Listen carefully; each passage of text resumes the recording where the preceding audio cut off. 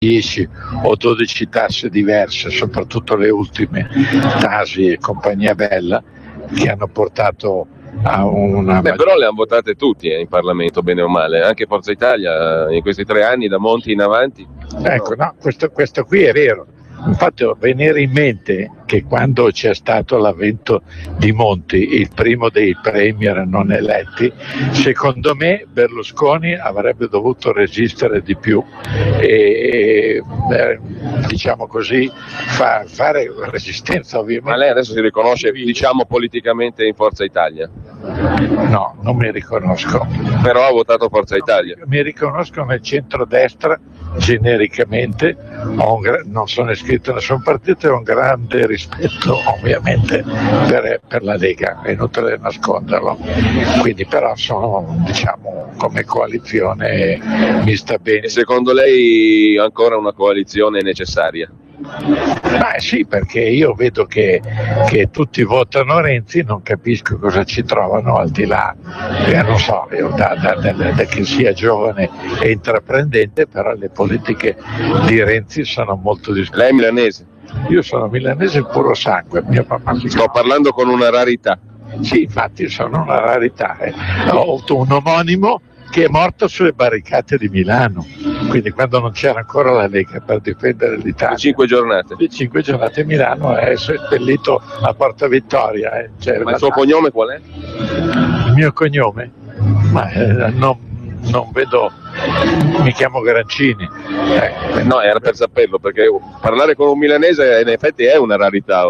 Di padre Ambrogio, quindi c'ho anche un avo che era maestro di cappella del Duomo di Milano, mi sono fatto un po' di ricerche e il nonno nato dove c'è gli stabilimenti Mediaset di Cologno Monzese. Ma guarda che caso. Una cosa, sì.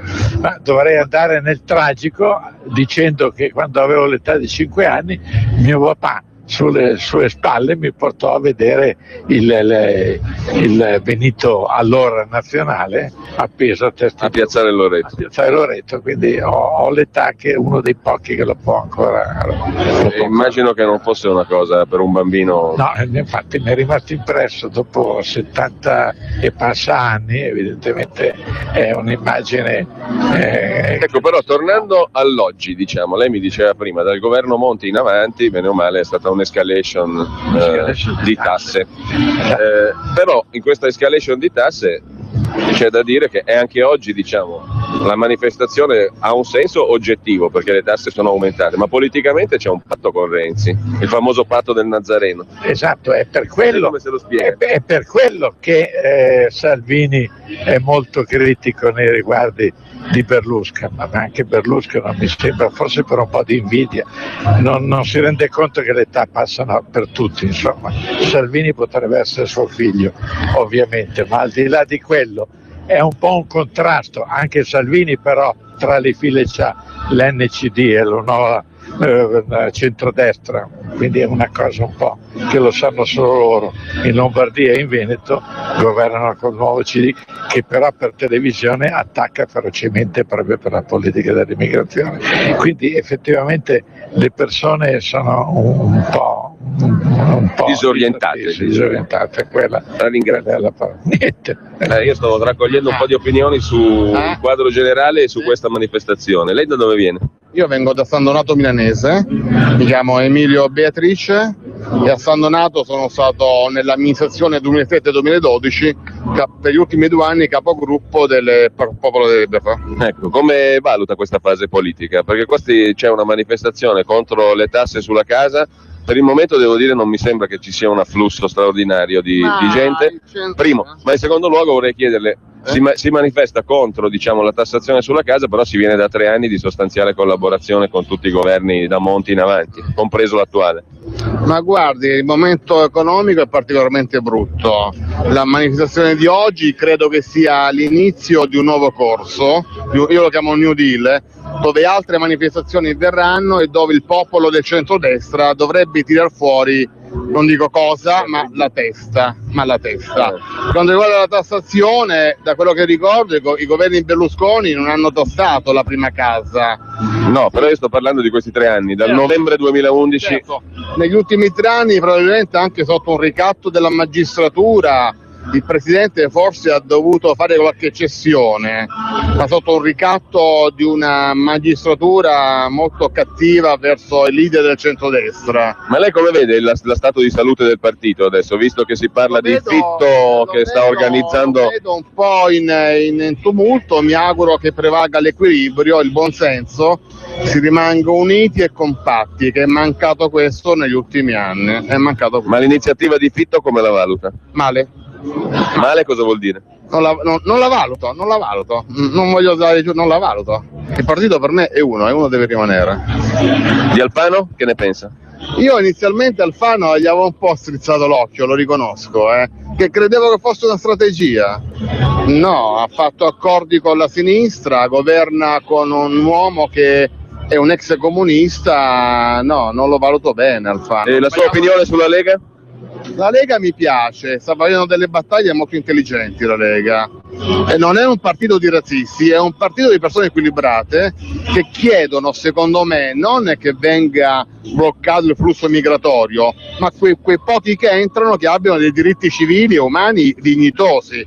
Ne stanno facendo entrare a migliaia, li mettiamo nei ghetti. La Lega in questo sta facendo una battaglia molto intelligente, secondo me, molto intelligente. E ha senso secondo lei l'attuale discussione intorno al leader del centrodestra, primaria, non primaria, eccetera?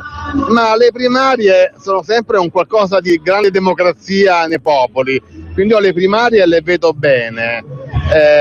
Certo, il presidente Berlusconi, diciamo che è lui che ha creato questo partito, quindi un po' ci sta che sia ancora oggi leader comunque. Bene, la ringrazio. Prego. Voi siete di Como? Sì, siamo di Como. Sì, e giovani anche. Giovani. Sì. Motivo della vostra partecipazione fondamentale, il motivo numero 1? Motivo numero 1 è che condividiamo il fatto che Forza Italia torni in piazza a manifestare contro soprattutto le tasse, che è stato un tema fondamentale sin dal 94.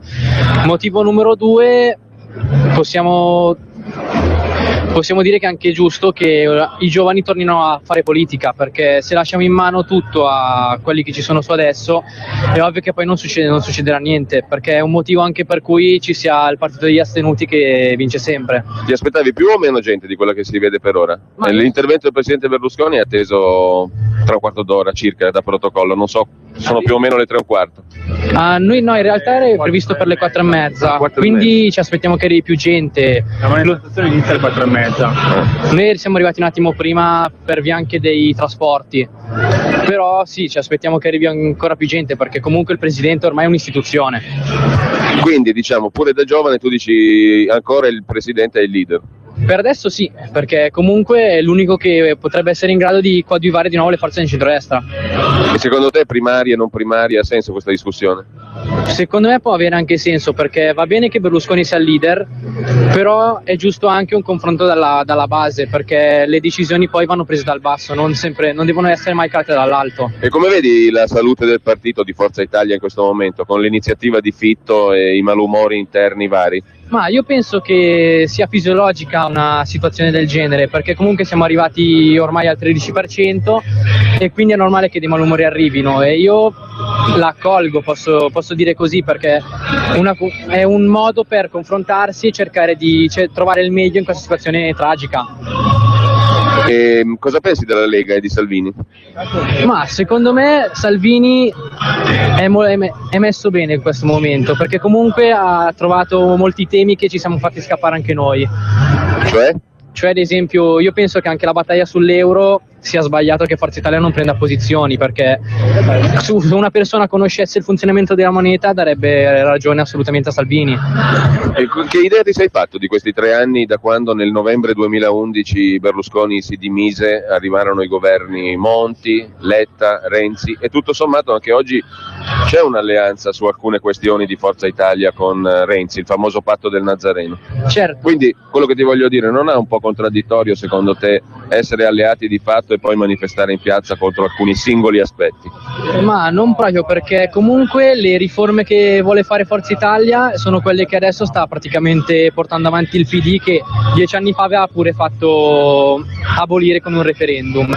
Quindi ci siamo detti, Ragazzi, questa volta va così, quindi cerchiamo di... Però siccome quelle riforme là, ti ricordi, le aveva fatte quel governo di centrodestra con la Lega alleata, non si può dire che la devolution del 2006 sia la stessa cosa che vuol fare Renzi adesso col Senato, sono due cose diverse. Certo, però se è il meglio che possiamo recuperare finora, cerchiamo di portare a casa qualcosa. Poi comunque io penso che il programma delle riforme costituzionali e il programma economico di Renzi siano due cose separate, perché Renzi è comunque il solito sloganista e sembra quasi proprio il classico comunista, perché comunque da una parte attacca i sindacati però non disdegna neanche i loro voti e quindi... Ma quindi secondo te perché Forza Italia alla fine dice sì da una parte e no dall'altra? Non è che da questo poi si generano le contraddizioni all'interno del partito?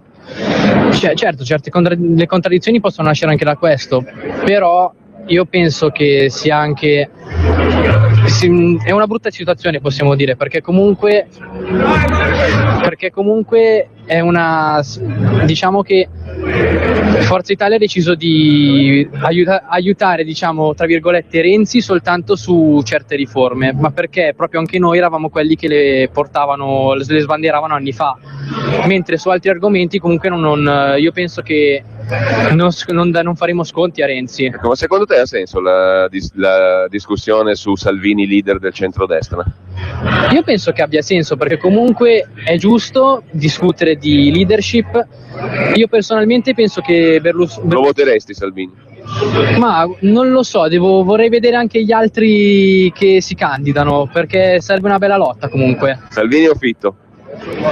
Ma questa direi anch'io Fitto, perché comunque potrei dire che è l'unico che ormai in Forza Italia dice quello che va detto e non sottostà ai diktat, alle mancate prese di posizione dei vertici. Ti ringrazio. Grazie a voi.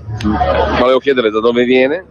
Vengo da Opera, in provincia di Milano, sono il coordinatore facente funzioni del comune di Opera, di Forza Italia. Allora, il senso di questa manifestazione contro le tasse da una parte, però dall'altra parte alleati per le riforme. Assolutamente sì. Non è ambivalenza? No, assolutamente, lei ha detto Radio Padania. Radio Padania. Bene, molte volte condivido su Facebook le idee di Salvini, molte volte no. Qual è che non condivide? No, per esempio ieri lui dice PD e Forza Italia hanno firmato lì in commissione a Strasburgo e allora un sacco di insulti su Facebook, non da parte di Salvini, da parte di chi segue. Non fa bene questo. In fondo diciamo le stesse cose, noi le diciamo con un po' più di, come dire, soft, può piacere della serie, mentre la Lega noi abbiamo un sindaco leghista che amiamo, Fusco, noi lo amiamo, io l'ho voluto fortemente perché lui aveva i pantaloncini corti e io ero già una signora grande, quindi 8 anni fa. Ma lei dell'attuale situazione e condizione del partito cosa ne pensa di Forza Italia? Visto che c'è un'iniziativa di Fitto che vorrebbe andare da una parte, a quanto si capisce? No, penso che Fitto dovrebbe un attimino stare tranquillino, penso che tutti quanti gli altri dovrebbero nel frattempo imparare, avrebbero dovuto già imparare dal presidente Berlusconi, penso che ancora dovrebbero stare un po' tranquilli. Secondo lei Berlusconi leader, non si discute, non c'è bisogno di primarie? No, assolutamente in questo momento Berlusconi è il leader indiscusso. Qualcuno dimostri di avere le capacità le capacità di Berlusconi, 1, 2, 3, 4 e allora... Ma come si spiega allora il tracollo di voti in Emilia Romagna, per esempio? Per quanto ne so, insomma, l'Emilia Romagna è sempre stata abbastanza rossa. Riconosciamo a Salvini il fatto di aver fatto una bella rottura, si è rotto anche lui qualcosa. La macchina, e per esempio il tema, ma il tema dell'euro, per esempio, lei che ne pensa della questione dell'euro? Allora, noi con le regionali, alle europee abbiamo detto più Italia in Europa, il nostro slogan era quello, più Italia in Europa, meno Europa in Italia, della serie che neanche a noi piace l'euro. D'altro canto, se andiamo indietro alle scorse politiche, il presidente Berlusconi in qualche momento aveva detto, mi pare di ricordare, fuori dall'euro, però ci dicono, io non sono un economista, un po' sì, un po' no. Un po' sì, un po' no. Beh, non sono proprio convinta che ci farebbe bene, forse dovremmo fare il conto con i mercati, come una volta ci siamo svegliati che passavamo dalla lira all'euro e ci siamo ritrovati che le scarpe costavano 150.000 lire e poi costavano 150 euro, adesso non ci vorremmo trovare, per cui con un po' di prudenza io penso che si può fare con la Lega sicuramente. Ecco, in sintesi lei di Salvini che ne pensa?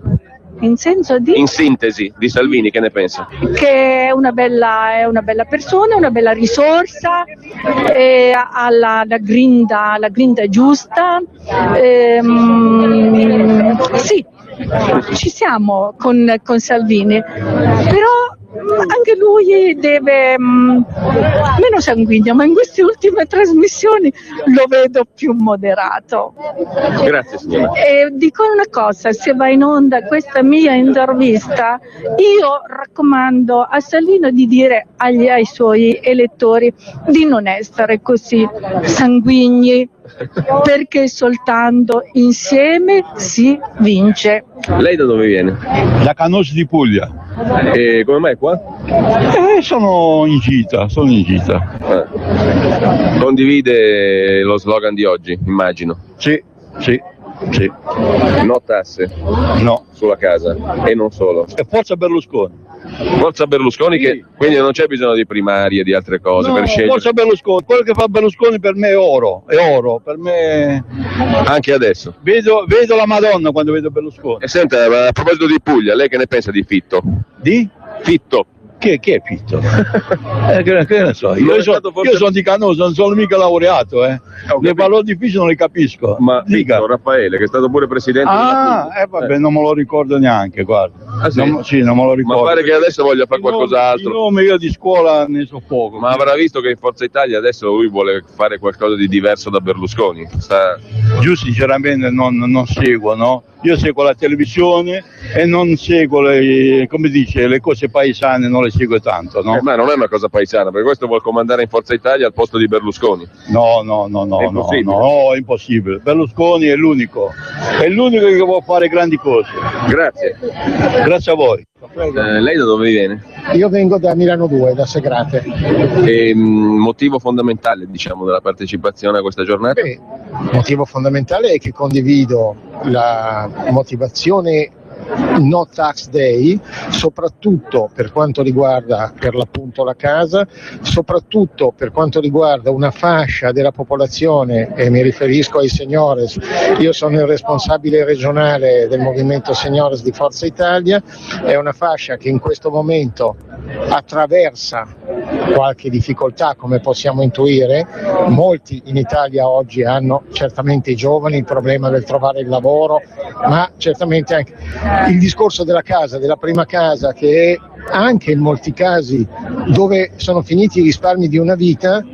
La tassazione non può essere così pesante. Ecco, però lei come valuta il fatto che dal novembre 2011, da quando Berlusconi si dimise in avanti, il peso della tassazione sulla casa in particolare è aumentato moltissimo, però con il concorso anche del centrodestra, perché... Sì. Guardi, sicuramente la situazione politica è complessa, sicuramente molti elementi si sono intersecati, si sono sovrapposti, lo scenario politico, lei sa meglio di me, che presentava contraddizioni e polemiche e continue incertezze.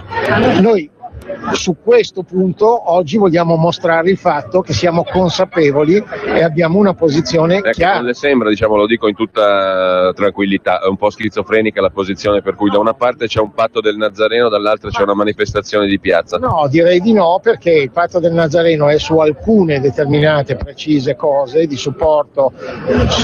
Il paese è in crisi, non so se lei ha dei figli, io ho dei figli giovani, diciamo, che fanno fatica, uno in particolare, a trovare lavoro. Quindi il problema del rilancio dell'economia del paese è anche per evitare che questi ragazzi, quelli che hanno anche delle specializzazioni. Ma il governo Renzi le sembra lo strumento giusto per rilanciare l'economia? Ma secondo me in parte sì, bisogna chiarire alcune cose, a mio parere, bisogna che si faccia chiarezza e non ci siano questi continui, queste continue mediazioni per conservare l'appoggio, e certamente si sta attraversando un momento molto complesso anche sulla scacchiera politica e quindi a volte sono necessari compromessi. Secondo me è importante in questo momento tener conto delle esigenze di una ripresa economica del paese in funzione di quello che lasceremo alle prossime generazioni. E lo stato di salute di Forza Italia, l'iniziativa di Fitto, eccetera? Ma voglio dire, se questa iniziativa fa sì che in qualche misura ci sia una ripresa dell'adesione e della consapevolezza dei valori fondanti del partito in alcune aree del paese, penso sia benvenuta. Quindi non è secondo lei in opposizione a Berlusconi, Fitto? Questo francamente non riesco a mettere a fuoco la cosa con certezza. Mi auguro che non sia così, non so come. Della Lega che giudizio dà? La Lega aspetta un attimo. Okay. Della Lega cosa pensa? Ma credo che abbia in questo momento un grande seguito, anche perché alcune altre forze del centro-destra volevano andare solo da me. Sì, insomma, portano avanti un discorso importante, perché anche altre forze che si basano su principi di centrodestra mi sembra che abbiano bisogno di una razionalizzazione della posizione, quindi la Lega può sfruttare certe incoerenze, certe non chiarezze che mi auguro vengano superate il più presto anche al nostro interno. Sull'euro, il suo pensiero? Io sono assolutamente, personalmente, io sono favorevole all'euro come moneta. Non credo che la soluzione dei problemi economici del paese sia quello di tornare a una moneta sulla quale sia poi facile giocare in termini di svalutazione, perché anche quello, l'opinione mia, sarebbe un conto che poi viene pagato soltanto da alcune fasce. Grazie. Grazie a lei. Altro che. Voi da dove venite? Veniamo da Rho. E come sta Forza Italia? Sta in condizioni di salute? In condizioni di salute impeccabili, perfette, perché le idee fanno il partito. E Berlusconi come lo vede? Berlusconi è sempre giovane, fresco, pimpante, l'unico leader che purtroppo la natura ci ha dato finora. E Fitto non preoccupa? Fitto crescerà, insomma, nessuno degli amici preoccupa, l'importante è essere in tanti. Il nostro problema è quello di tirar fuori da casa la gente che si è scoglionata. Ma Renzi le piace? Renzi è un bravo guaglione, un utile idiota, pensa. Ma per chi? Utile idiota per chi? Utile idiota sempre per i comunisti, perché pensa, come tutti gli utili idioti, di vincere i comunisti, ma alla fine farà purtroppo la fine di tutti. Il patto del Nazareno come lo valutiamo? Il patto del Nazareno è un tentativo nobile per cercare di dare una legge elettorale a questo paese, almeno quella. E basta, solo la legge elettorale, perché poi si scende in piazza contro le tasse e tutta la politica economica. È chiaro, la politica economica è fatta ancora dai comunisti purtroppo, difendono i loro privilegi, difendono. No, in questi 3 anni il centrodestra ha votato insieme dal governo Monti in avanti. Il centrodestra ha votato cosa? Ha votato anche la politica economica dei governi Monti, Letta, Renzi. Non mi risulta che il centrodestra. Come no? Magari il nuovo centrodestra qualcosa ha votato, ha tentato. Il governo Monti aveva una larga maggioranza ed era stata supportata dal centrodestra. Disperatamente, i tentativi disperati di salvare il nostro paese passano anche attraverso degli errori, purtroppo. Il senso di responsabilità alcune volte gioca dei brutti scherzi. Secondo lei primarie necessarie in Forza Italia nel centrodestra come chiede qualcuno, o Berlusconi leader indiscutibile? Berlusconi è leader indiscutibile, non servono le primarie. Fino a quando non c'è qualcuno presentabile penso che non servano. Della Lega cosa pensa? La Lega è E di Salvini?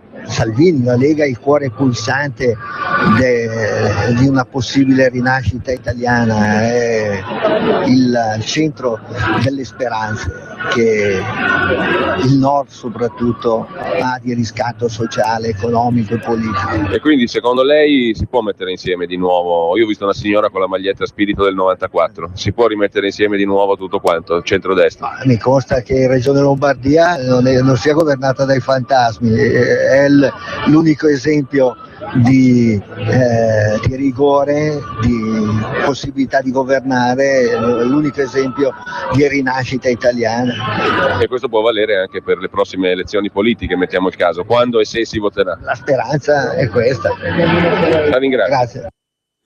Bene, queste erano alcune conversazioni raccolte un po' casualmente, diciamo, nella piazza San Fedele sabato. Adesso io vorrei proporvi, e poi magari apriamo le linee telefoniche, e peraltro, visto che il fine settimana è stato caratterizzato da due fatti diversi, questo ritorno in piazza, diciamo così, di Berlusconi da una parte e l'intervento di Matteo Salvini, che dovremo avere poi nel corso di poco, tra qualche ora credo, a disposizione integralmente, l'intervento a Lione, al congresso del Front National di Marine Le Pen.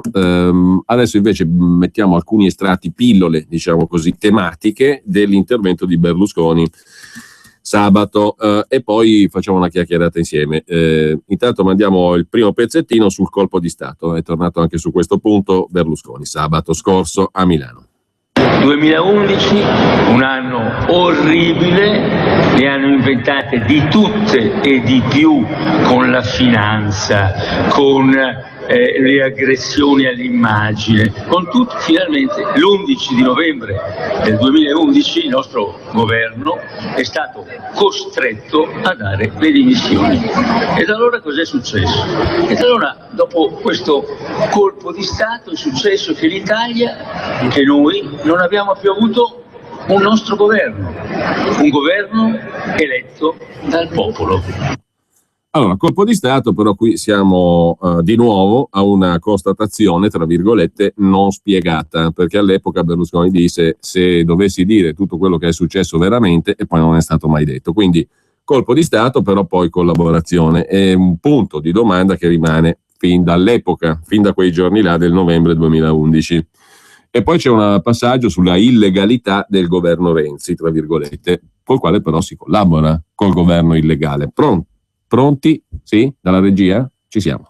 Un governo come quello che abbiamo oggi, il terzo governo non eletto dal popolo dopo Monti e Letta, è un governo che, uno, si regge su una maggioranza che secondo noi ci è stata rubata con i brogli alle elezioni del febbraio 2013. Si regge in Parlamento alla Camera su 148 deputati che la Corte Costituzionale, che non è nostra, hanno 11 membri loro di sinistra, 4 soltanto nostri, ha dichiarato incostituzionale, perché sono i 148 deputati che si sono aggiunti come premio di maggioranza a quel 29% scarso che la sinistra aveva avuto le elezioni. E quindi, come tali, da incostituzionali quali sono, non dovrebbero poter dare il loro voto quando si tratta di approvare delle riforme costituzionali, o massimamente anche quando si tratta di eleggere la istituzione più alta, l'istituzione di garanzia per tutti gli italiani, che è il Presidente della Repubblica. Vedremo cosa succederà tra poco. Al Senato ancora peggio, c'è stato un ribaltone. Cosa significa? Che un certo numero di senatori, 32 per l'esattezza, hanno disdetto il patto che avevano con gli elettori, il voto che gli elettori avevano dato a loro leggendoli, perché andassero a contrastare la sinistra, e sono diventati invece, e sono rimasti a fare da stampella, da gabello a un governo totalmente di sinistra. Allora, governo illegale e collaborazione col governo illegale, il famoso patto del Nazareno. Poi c'è una spiegazione sul motivo per cui Forza Italia ha perso dei voti, e la spiegazione è piuttosto semplice nelle parole di Silvio Berlusconi. La sentiamo. Forza Italia c'è ancora, e c'è ancora tutta, perché negli ultimi sondaggi tutti i milioni di italiani che ci avevano votato hanno confessato di non essere andati più a votare per Forza Italia, non perché hanno scelto un'altra fazione politica, ma perché in campo con Forza Italia non c'era un certo signore che si chiama Silvio Berlusconi. Questo è il motivo fondamentale, diciamo, che spiega una certa emorragia di consensi da Forza Italia. Poi c'è l'investimento sul contatto umano e sui seniores, cioè sugli anziani.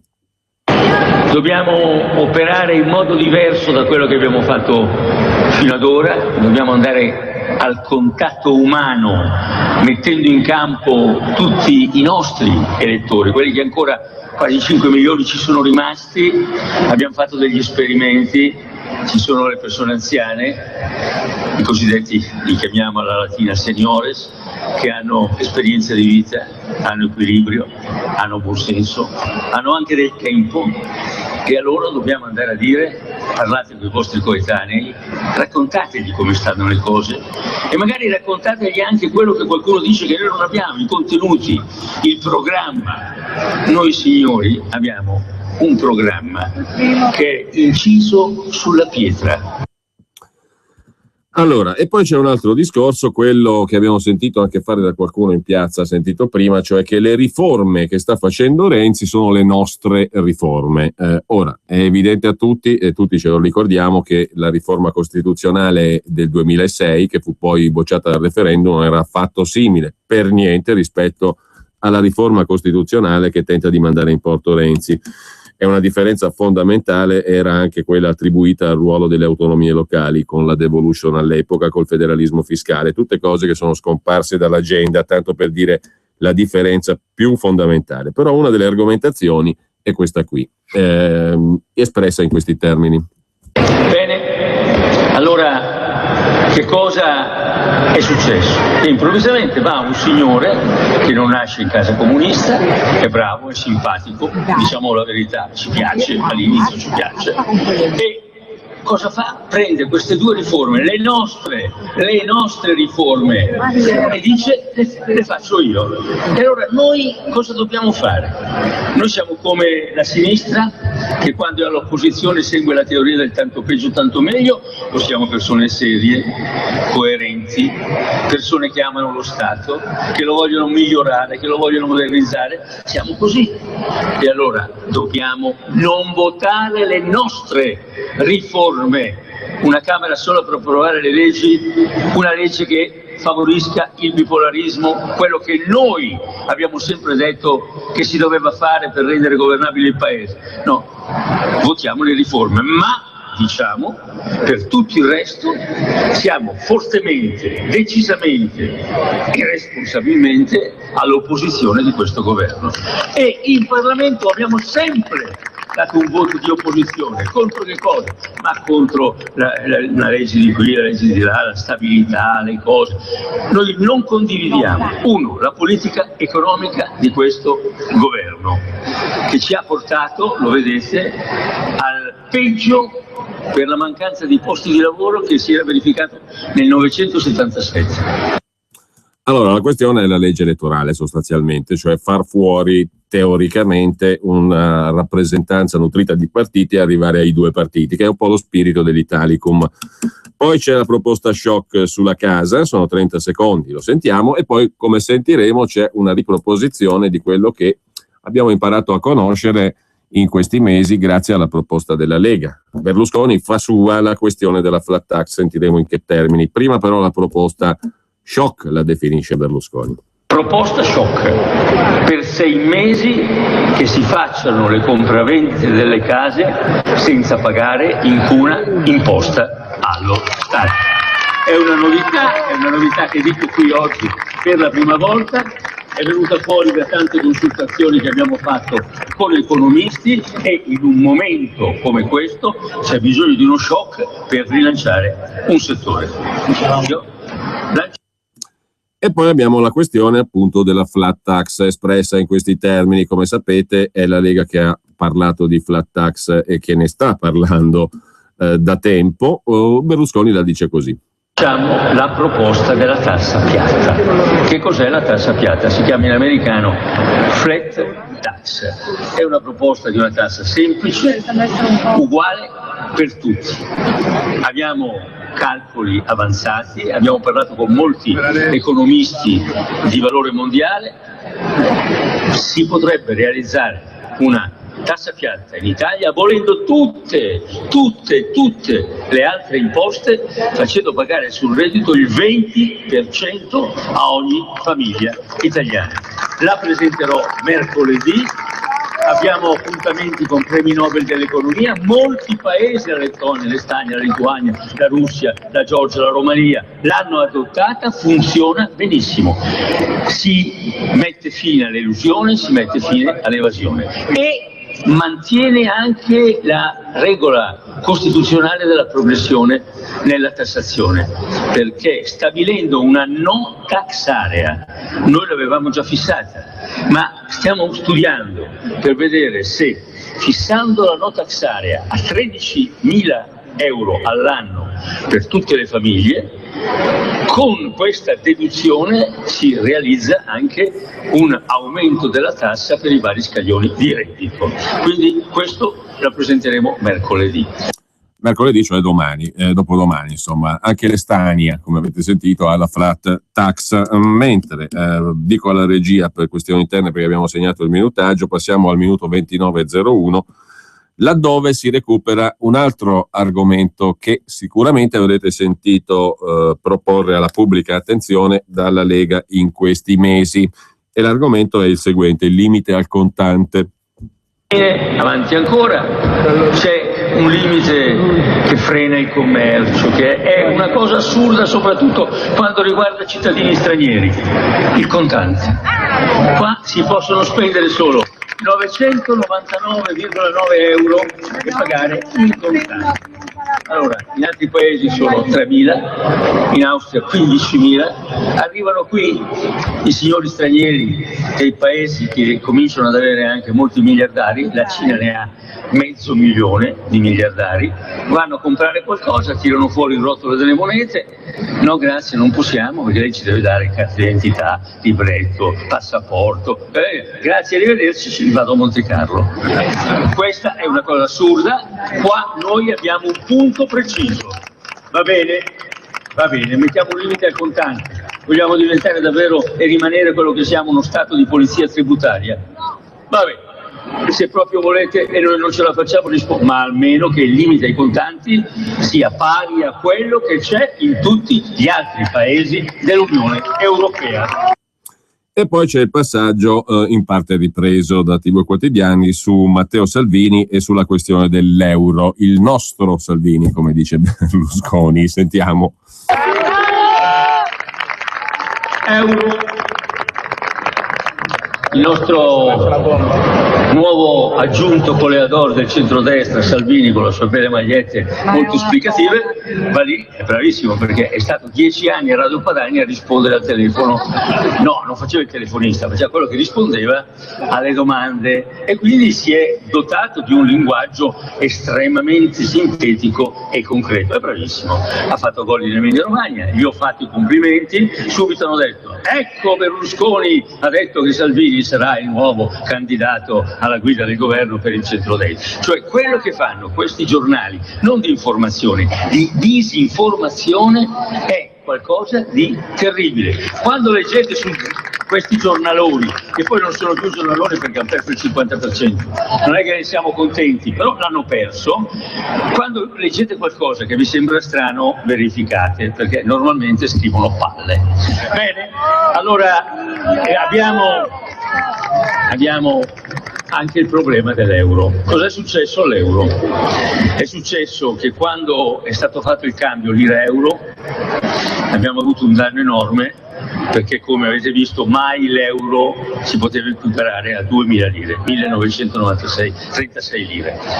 Oggi che cosa vale l'euro in confronti della nostra vecchia lira? 500 lire, un euro, guarda cosa paghiamo il caffè, eccetera. Vabbè, a parte quello, non possiamo andare avanti con questo euro, dobbiamo riuscire ad ottenere dai signori di Bruxelles un cambiamento della politica monetaria, e cioè, primo, svalutazione dell'euro e sua equiparazione al dollaro, 1-1. È andato anche su il valore dell'euro a $1,5. Cosa significa? Significa che chi comprava prodotti italiani ed europei pagando in una moneta diversa dall'euro non aveva più convenienza a comprarli, aveva il 50% di aumento del prezzo di convenienza in meno. Non solo, ma gli europei e noi italiani eravamo indotti, siamo ancora, perché è ancora 125 il cambio, 1,25, indotti a comprare prodotti stranieri, auto straniere eccetera, perché sono più convenienti di quelli fatti in Italia, e quindi si deve assolutamente ottenere una parità tra l'euro e il dollaro. E qui non c'era riferimento a quella doppia moneta, un concetto neanche troppo approfondito, lanciato invece in collegamento telefonico con Roma in un'altra manifestazione in questi giorni. Insomma, Berlusconi dice doppia moneta, con una moneta emessa da Roma che poi avrà il suo valore e si vedrà sul mercato, accanto all'euro. Poi c'è la parte finale, quella di cui è stato dato vario conto sui giornali, le promesse per i pensionati e la rifondazione di Forza Italia. Pensionati, 1. Non possono vivere con meno di 1.000 euro al mese, come abbiamo fatto nel 2001, aumento a tutte le pensioni minime a 1.000 euro per 13 mensilità. 2. Un suono perfetto. Finalmente Radio Padania a casa tua senza più interferenze. Per le prossime feste regalati o regala una Radio DAB.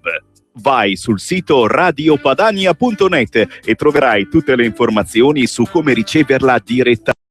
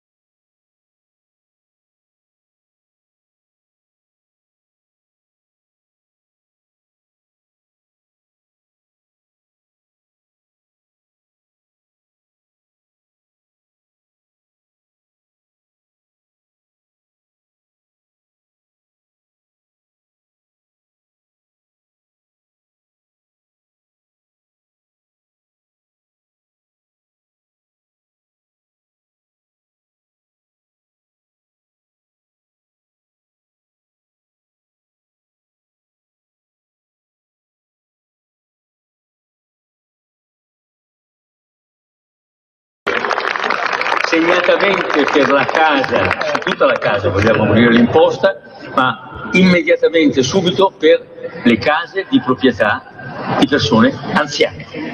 3. Un padre e una madre, lavorando duro tutta la vita, faticando, sacrificandosi, sono riusciti a mettere da parte un piccolo gruzzolo, un patrimonio piccolo o grande che vogliono lasciare a chi li seguirà, ai propri figli e ai propri nipoti. Ci impegniamo all'abrogazione di ogni tassa di successione su questi patrimoni. Anche assistenza sociale maggiore con alcune discipline gratuite. Quando io vado al sud trovo tantissime persone anziane che non hanno i soldi per andare dal dentista, quindi implantologia dentaria gratuita, operazioni alla cataratta gratuita, i ticket sanitari, il bonus per gli acquisti e tutta una serie di altre facilitazioni per chi dopo una vita di lavoro ha il pieno diritto di vivere nella serenità, pensando con sicurezza e senza stati d'animo di ansia a quello che succederà ai suoi figli e ai suoi nipoti.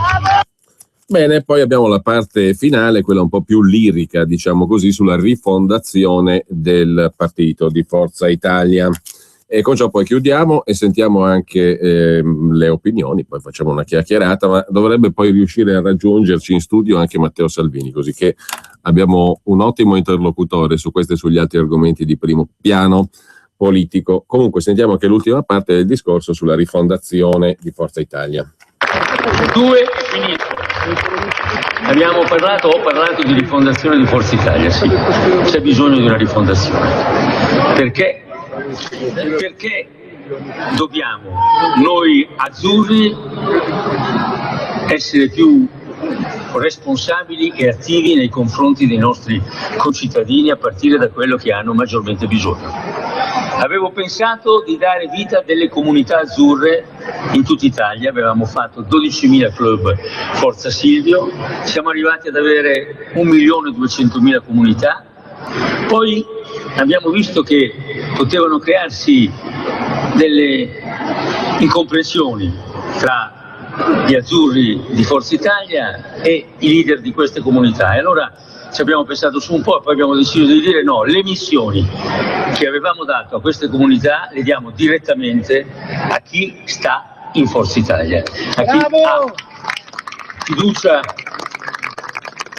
nel nostro movimento come forza di democrazia, forza di libertà, come forza sociale. E allora Forza Italia in ogni paese cosa dovrà fare? Dovrà piantare una sua bandiera. Abbiamo da scegliere negli 8.000 comuni italiani un portabandiera, anche nei più piccoli comuni, anche in quelli inferiori a 1.000 abitanti.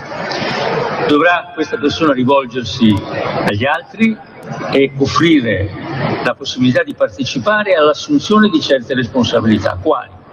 Per esempio, prima di tutto in questo momento, con i poveri che aumentano, noi che siamo ceto medio, che viviamo del nostro lavoro, per esempio, di quello che abbiamo fatto, dovremmo andare a cercare di dare una mano a chi non ce la fa ad arrivare alla fine del mese. Gli avvocati di Forza Italia si sono messi generosamente a disposizione per aiutare le vittime della giustizia, quegli italiani che sono stati ingiustamente accusati e che entrando in un processo non sono mai entrati da solo, non si entra mai solo in un processo, soprattutto se ingiusto. Si entra col proprio padre, con la propria madre, con i propri mogli, con i propri figli, con i propri amici più cari, si rovinano i rapporti sociali, i rapporti economici, si spendono un mare di soldi e poi arrivati alla fine del processo e giudicati innocenti, magari ci si ritrova per il puntiglio di un PM a dover entrare in un altro processo dell'appello o nell'altro processo della Cassazione. È un girone davvero infernale, e anche a queste persone sfortunate, che sono milioni, noi dobbiamo cercare di essere vicini e di dare un aiuto. 3, dobbiamo parlare, come ho detto prima, con le persone anziane, chiamarle a noi, dobbiamo parlare con quelle donne entusiaste, appassionate, che pur avendo molto da fare possono dedicare 8-10 ore a convincere gli altri, coloro che sanno che non vanno, che non hanno intenzione di andare a votare, perché disgustati, delusi da questa politica, da questi politici. Ma non dobbiamo dire a tutti questi: non potete restare alla finestra anche se siete delusi, se siete a rassegnarvi a vedere cosa fanno gli altri per voi. Dovete interessarvi del nostro comune destino. Questa è la democrazia, questa è l'essenza di una vera democrazia. E poi infine ci sono da trovare tra gli elettori di ogni sezione chi può formarsi e andare a difendere il nostro voto dai brogli. Colpa nostra se abbiamo lasciato che ce ne facessero sempre così tanti, perché non abbiamo saputo organizzarci. Ultima cosa, dobbiamo cercare in questi nostri elettori di ogni sezione chi, dopo un'opportuna formazione, se la sente di andare dai suoi amici, dai suoi conoscenti, anche col sistema del campanello da suonare a una porta che non si conosce. E vi assicuro, io l'ho fatto nel liceo, che quando una persona anziana che vive da sola o col coniuge si trova di fronte una faccia simpatica, con gli occhi trasparenti, col sole in tasca, che sa ascoltarla, che sa parlargli, che gli spiega perché lì, già questo è una gioia, già questo è un regalo. Bene, abbiamo 10 milioni di anziani da andare a convincere su che cosa conviene innanzitutto a loro. Ecco, questa è la rifondazione di Forza Italia, non una rifondazione di vecchia politica, da vecchia politica, non una politica fatta di agenzie e per le agenzie, non una politica di clientele, di preferenze, di voti di scambio, non la vecchia politica dei vecchi partiti parolai. Una politica tra la gente, una politica attiva, una politica sociale per aiutare chi ha bisogno e convincere tutti gli altri di quel che siamo convinti noi, che la libertà è qualcosa che si deve difendere ogni giorno, che la libertà è il bene più grande che sia dato all'uomo. Bene. Allora, questo era un estratto, un saggio, diciamo così, della manifestazione di sabato. Intanto mi ha raggiunto qui in studio e io cado regolarmente in estasi. Matteo Salvini, noto telefonista di Radio Padania.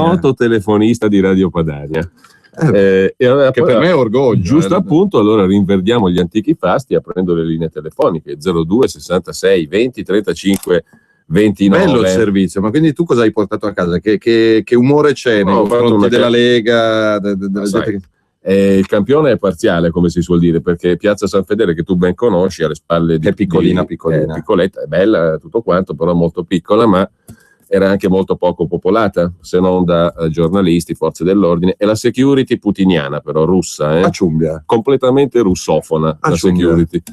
Per cui, adesso bando agli scherzi, diciamo, è un campione un po' così, sommario, diciamo. Ho registrato, come avrai sentito probabilmente anche dagli spezzoni, una certa condivisione nei confronti della Lega, per usare un eufemismo, un certo imbarazzo, diciamo, nel giustificare il tragitto di questi 3 anni a supporto dei governi Monti, Letta, Renzi, però devo dire che il campione tutto sommato era limitato a gente che ha comunque un ruolo all'interno dell'organizzazione di partito e sebbene si tenesse a Milano questo rientro di Berlusconi in pubblica piazza, nonostante il divieto di magistrati eccetera, però di milanese e di lombardo non ho visto molto, però il campione era molto limitato, però insomma credo che siano più o meno quelle lì le sensazioni diffuse. Intanto però magari hanno anche voglia quelli che stanno seguendo Radio Padania di chiedere qualcosa. Così torniamo al vecchio mestiere di telefonisti, no? Magari giusto? Anche degli elettori di Forza Italia. Esatto, anche degli elettori di Forza Italia, con i quali devo dire ho dialogato amabilmente anche in piazza, perché in ogni caso 02 66 20 35 29. Però tu che impressione ne trai a tua volta, diciamo così? Adesso in senso lato, non solo della piazza di San Fedele, ma in senso più ampio. C'è spazio per una proposta politica seria e alternativa a Renzi, c'è un enorme spazio, però non bisogna sparare numeri a caso, fare proposte a caso. Ad esempio sentivo che sull'euro e sull'Europa c'erano idee abbastanza varie, confuse, contraddittorie. Dalla doppia moneta alla parità forzosa col dollaro. O qui o là, l'aliquota unica, ma il 15 al 20, il 17 al 22, ma il 19,3. Vabbè, quindi, però c'è spazio, però la gente ha voglia di proposte serie, non di promesse. Io ho sentito, non è che possiamo regalare le dentiere a tutti gli anziani o regalare una seduta dall'estetista per chi vota il PD in Veneto, quindi bisogna promettere quello che poi si è in grado di mantenere. Vabbè, sentiamo anche chi ci ascolta, 02 66 20 35 29, pronto? Senta, io più lo sento a quel personaggio più mi innervosisco, perché tutto quello si sta facendo suo, tutto quello di Matteo Salvini. Io sono 2 anni che sento Radio Padania e 1 anno e più che sento che Matteo dice che bisogna abbassare le tasse al 20%, l'euro. Ora se l'ha fatto tutto suo, ma almeno dicesse è la proposta che ha fatto anche la Lega. No, è roba sua. Più lo sento più mi innervosisco. Ma noi invece non siamo gelosi delle nostre idee, anzi più sono condivise meglio è. Se domani Renzi dicesse effettivamente l'euro non sta in piedi e il Jobs Act è una bufala, ragioniamo invece di studi di settore di aliquota fiscale unica, io gli dico bravo. Intanto ricordo anche gli SMS, è possibile inviarli al 346 6427 756 02 66 20 35 29 per chi invece vuole intervenire. Pronto? Buongiorno. Sì, buongiorno, saluti a entrambi.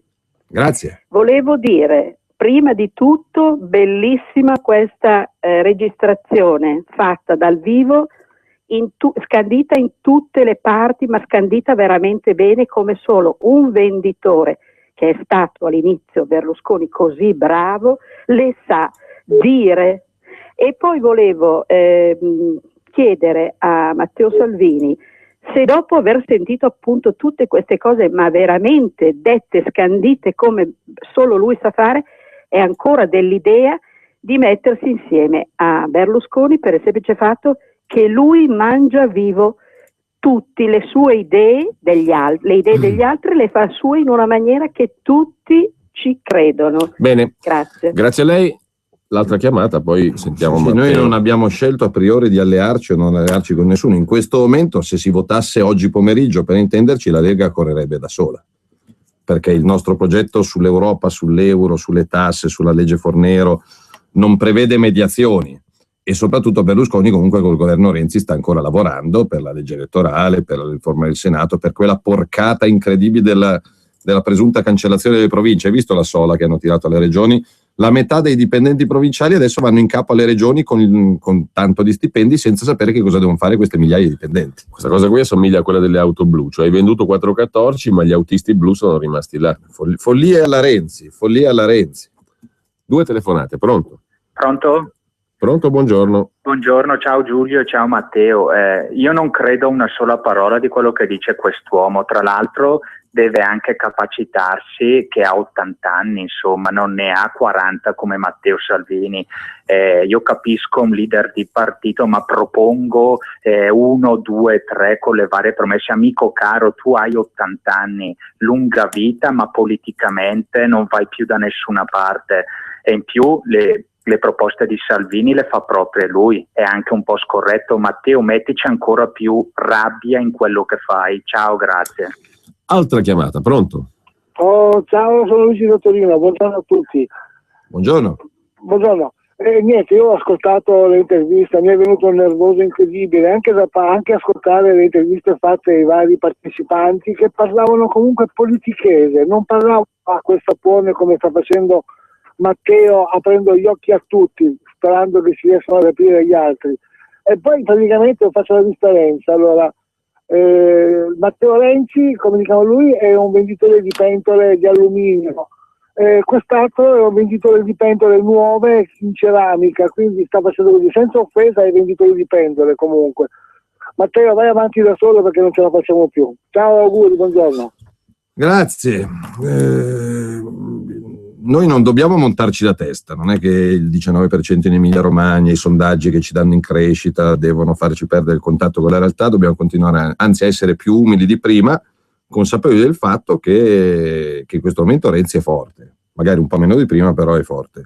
Ma io non baratto una potenziale vittoria di adesso annacquando le nostre idee, i nostri progetti, l'abbiamo già fatto in passato, giustamente rivendico tutti i tentativi che abbiamo fatto in passato, però non abbiamo portato a casa esattamente tutto quello che avremmo voluto, potuto o dovuto. Quindi in questo caso secondo me c'è il tempo per costruire un progetto di vita, e dico di vita, non di politica, di vita, alternativo a quello proposto da Renzi. E poi leggi notizie di cronache, quell'ultima che ho messo su Facebook, questo profugo arrivato dalla Liberia, poverino, che scappava dalla guerra, dalla fame, dalla persecuzione, era in albergo a Feltre, provincia di Belluno, a spese nostre, e gli hanno trovato 144 dosi di droga in camera. L'hanno condannato a 2 anni e 4 mesi, però non lo possono rimpatriare perché, essendo profugo, a casa sua sarebbe perseguitato come spacciatore, giustamente. Quindi ce lo manteniamo prima in albergo e adesso in galera. A me, se non concesse, che vada in galera. Ma sta roba qua di Mare Nostrum, dei presunti profughi, dei campi rom, ma non sta né in cielo né in terra. 2 telefonate, poi apriamo una parentesi su Lione, perché poi nel corso della giornata dovremo avere anche la possibilità, credo, di mandare il tuo intervento al congresso del Front National, ma volevo chiederti qual è stata la tua opinione complessiva del congresso. Intanto però abbiamo 2 telefonate. Pronto? Sì, pronto? Buongiorno. Buongiorno, sono Franco dalla provincia di Brescia. Buongiorno Franco. Tutti e 2, uno più bravo dell'altro. Ha fatto bene Cainarca a far sentire quel buffone lì. Una cosa, quel signore lì, chiamiamolo signore tanto per dire qualcosa, non è mica interdetto dai pubblici uffici? Poi un'altra cosa, io siccome ho una certa età, no? Mi ricordo bene che un certo signore, c'è il papà, molti anni fa, prima che entrasse nel lagone, e l'hanno spinto i poteri forti per far fuori la Lega, questo lo dicono sempre, ne diceva fidarsi di tutti ma non di quel signore lì, cioè suo figlio. Vi ringrazio, buongiorno. Bene, l'altra chiamata, pronto? Pronto, buongiorno, Buongiorno. Padania, Carlo da Treviso. Prego Carlo. Militanti della Lega, sono sorpreso che molti militanti leghisti siano poco informati. Io non voglio spezzare nessuna lancia a favore di Berlusconi, perché ci sono tante cose che non mi vanno di lui, ma ricordo benissimo un'intervista in TV qualche anno fa.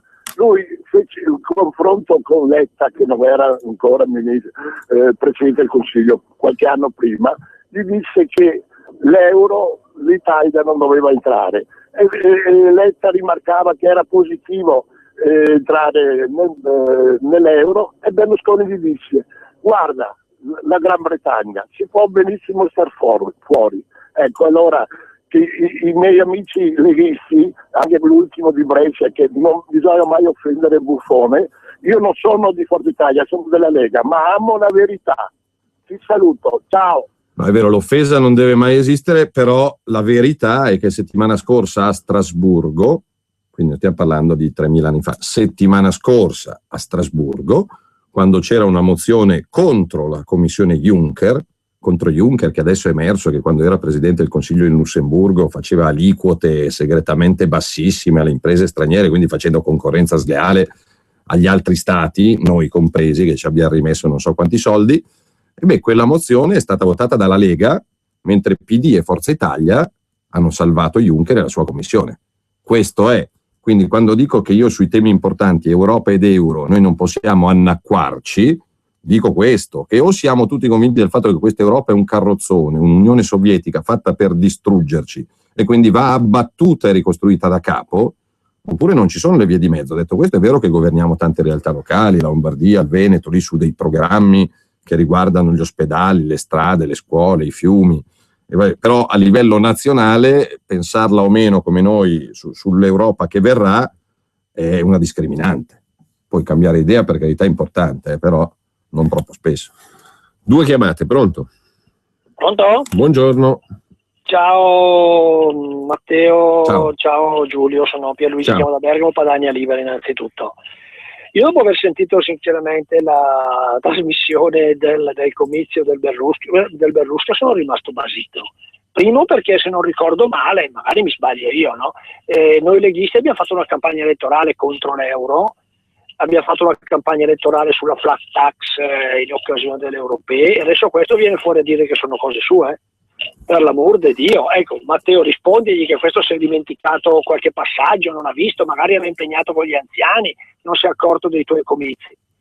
La seconda cosa, seconda e terza insieme, per favore non trasformare la Lega Nord per l'indipendenza della Padania in un partitucolo italiano con tutt'altre esigenze e motivazioni. Ricordiamoci sempre che siamo per l'indipendenza della Padania e che l'alleanza con Berlusconi in 9 anni di governo non ci ha portato purtroppo a Bene. niente per la nostra gente e la nostra terra. Ciao. Grazie, altra chiamata, pronto?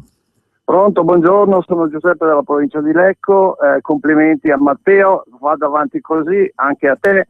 Io la proposta mia è questa: regaliamo un bel libro di Cattaneo al signor Berlusconi, così impara cos'è il federalismo, perché il federalismo sarebbe la chiave di svolta e questo signore non ha fatto niente ad aiutarci a portare avanti questa idea. Questo è il tutto, grazie, buongiorno.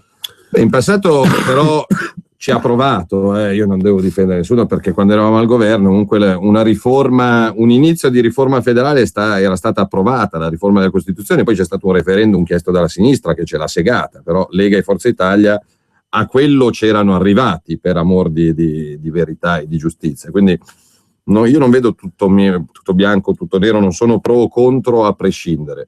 La Lega Nord è e rimane Lega Nord per l'indipendenza della Padania, tanto che il nuovo soggetto che sta per nascere sarà al centro e al sud, non sarà al nord. Qua siamo e rimaniamo Lega Nord, punto. Quello che mi sto e che ci stiamo, che anche voi dovete domandarvi, è come si arriva all'autogoverno. La Scozia insegna, la Catalogna insegna, non c'è niente di facile, non c'è niente di rapido. Evidentemente se oggi io, adesso finisco il filo diretto, vado su Viale Enrico Fermi, in mezzo alla strada a Milano, gridando indipendenza, non so in quanti si fermano, magari si ferma qualcuno a chiedere se ho bisogno di una mano, quindi bisogna arrivarci costruendola col consenso, costruendola culturalmente al nord e anche al sud, perché la scommessa è far emergere quel sud sano, non assistito, non falso invalido, non camorrista, non mantenuto, che da un'autonomia e da un federalismo veri alla miglio avrebbero solo da guadagnarci. Io al congresso di Lione del Front Nazionale ho parlato dei popoli padani, non ho detto viva Tizio, viva Caio. Però bisogna capire il percorso per arrivarci. In questo momento le emergenze, disoccupazione e immigrazione sono emergenze italiane, perché è chiaro che se sbarcano in Sicilia non è un problema siciliano, poi è un problema monzese, un problema trevigiano, è un problema cuneese.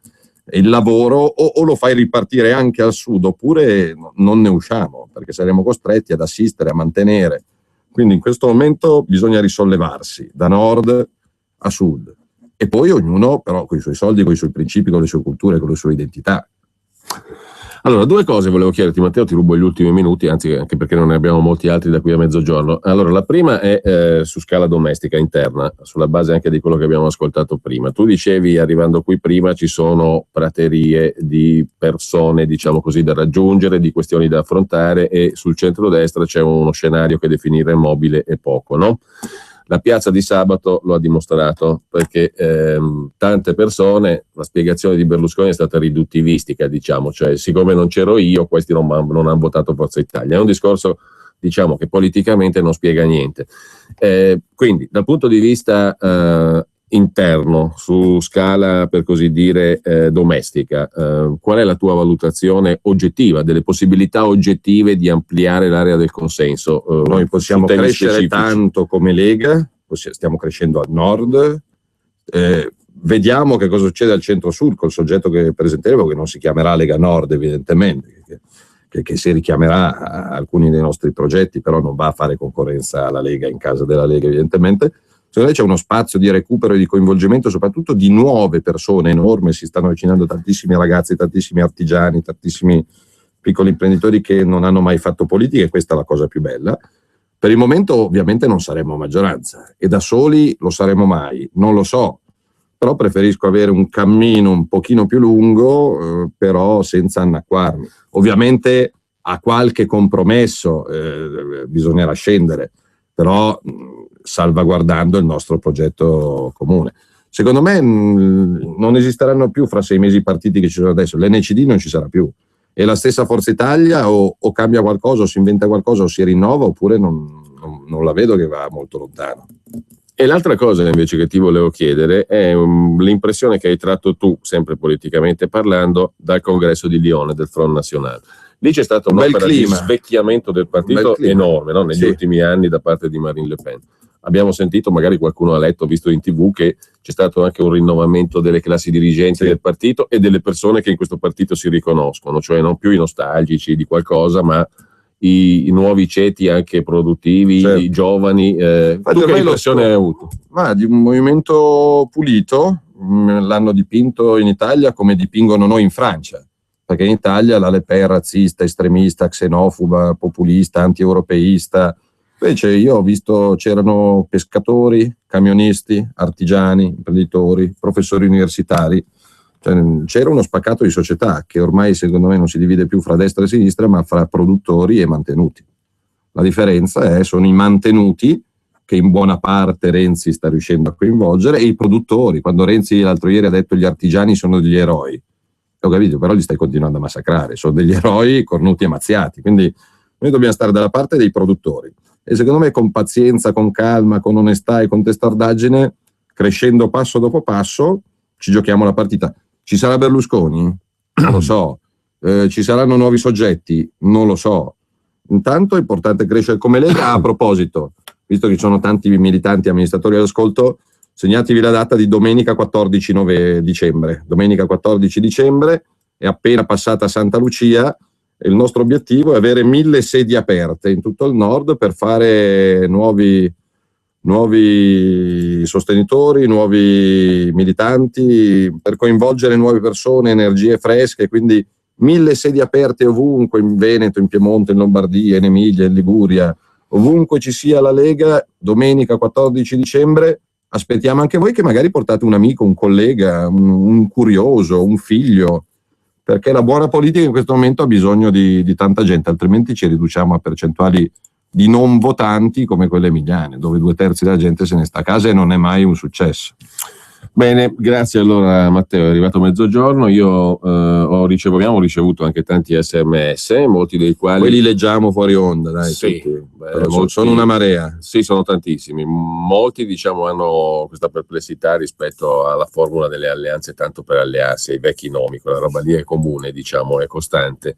Qualcuno chiede come si chiama. Poi c'è qualcuno che si firma, ma diciamo di risparmiare i soldi, perché c'è gente che si firma in maniera diversa, ma siccome escono i numeri di cellulare da cui mandate i messaggi, se ti firmi Dino da Milano, Luca da Crema, Genoveffa e sei sempre lo stesso, ma firmati, non ti puoi chiamare nell'arco di un quarto d'ora prima Dino poi Luca, o ti chiami Dino o ti chiami Luca. Abbiamo parlato di problemi siamo dei sempliciotti, Radio Padania, abbiamo l'anello al naso, io ce l'ho all'orecchio, però far due conti, se vuoi fare delle domande falle, ma non è che ti devi inventare identità strane, trasformarti in un razzo missile con circuiti di 1000 valvole. Luca Dino.